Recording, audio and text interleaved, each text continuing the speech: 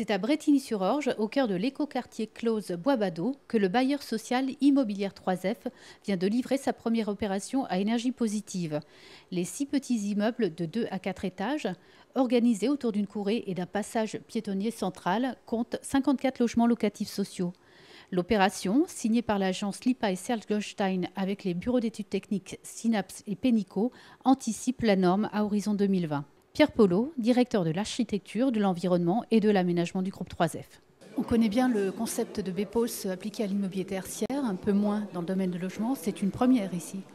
Oui, absolument. C'est une opération ambitieuse puisqu'on a souhaité sur cette opération à Brétigny faire un BEPOS, donc une opération qui couvre à la fois les besoins traditionnels des 5 usages de la RT 2012, mais également tous les besoins en consommation électrodomestique. Donc, tous les usages des ménages en consommation seront complètement compensés donc, par les énergies renouvelables qu'on a mis en place. Est-ce que la notion de BEPOS est plus difficile à mettre en œuvre sur un immeuble de logement ? Alors, je n'ai pas de comparatif puisque nous, bailleurs sociaux, par définition, on ne fait que du logement social, on ne réalise jamais de bureau. Je pense que les contraintes du logement en termes, je dirais, de morphologie sont sans doute plus délicates, entraînent en tout cas plus de difficultés sans doute à atteindre les exigences, dans la mesure où on a des développés de façade qui ne sont pas les mêmes, des capacités qui ne sont pas les mêmes. A contrario, on n'a pas les usages en bureautique, en refroidissement qui sont nécessaires pour les bureaux. Donc je pense que les approches ne sont pas tout à fait comparables. Quel est le surcoût pour un constructeur par rapport à un immeuble classique et quel est le gain pour un locataire ? Le surcoût, il est toujours très difficile à apprécier parce que le surcoût, il est à la fois, il est souvent, il est évidemment l'addition des prestations à réaliser sur un projet comme celui-ci, mais il est aussi lié à des aspects conjoncturels, d'appel d'offres, qui nous amènent finalement à avoir beaucoup de difficultés à estimer les surcoûts.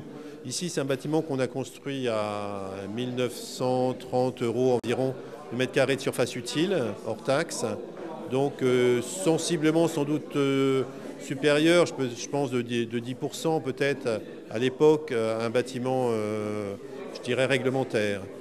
Mais finalement, le surcoût, progressivement, on se rend bien compte, s'absorbe.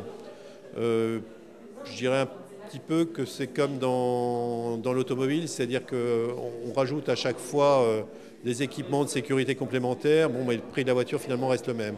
Je pense que depuis que maintenant le BBC, par exemple, le label BBC qu'on était en RT 2005, a été totalement intégré au fil du temps. En termes de charges, notamment pour les locataires ? Alors en termes de charges, évidemment c'est un gain, hein, c'est très net, on le sent très très sensiblement dans toutes les opérations qu'on a déjà livrées par exemple en BBC.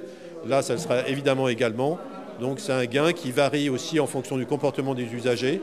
Il est plus ou moins vertueux, mais globalement les premiers tours qu'on a sont quand même plutôt positifs. Après il faudra qu'on soit vigilant dans tous les contrats d'entretien de tous les organes techniques qu'on met en place. Là on le voit avec le double flux.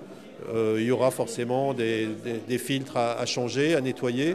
Donc il faudra qu'on soit très vigilant aussi sur ces aspects-là.